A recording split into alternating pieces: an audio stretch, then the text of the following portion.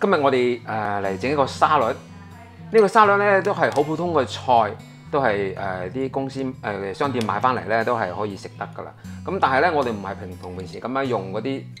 沙律醬啊，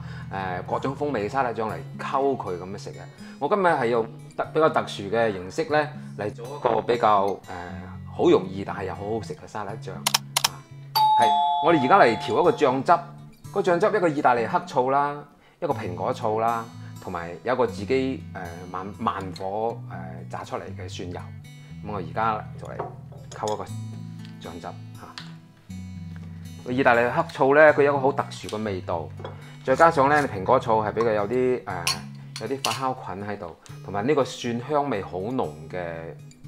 呢個香油。首先呢個係放3湯匙啊，2湯匙。香油咧都係放2湯匙，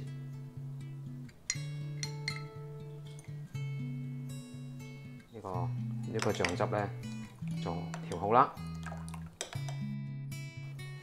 我哋而家咧就有幾隻嗰啲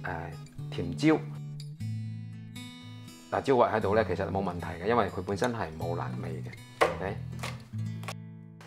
而家我哋可以嗰啲菜可以加落嚟每樣加啲啦，我加咗嗰啲咧，嗱，好譬如呢啲係啲芝麻菜啦，亦係做沙律好容易嘅。呢個 baby kale 亦都係一種好營養嘅菜咁啊，仲有呢個沙律菜，大家都好熟悉嘅，帶少少苦味，但係真係好好一樣嘢。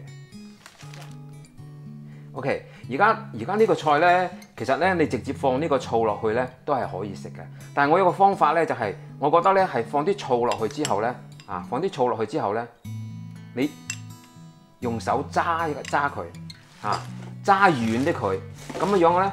食嗰陣時咧就會好方便，而且你可以食多啲，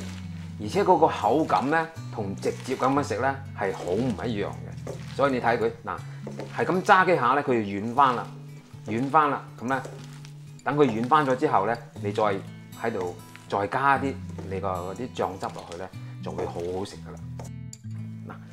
呢個菜我哋揸咗幾下之後咧，佢已經變得好軟噶啦，變得好軟啦。咁咧，我哋而家可以放喺個碟嗰度。而家咧再加2勺汁落去，呢個醋。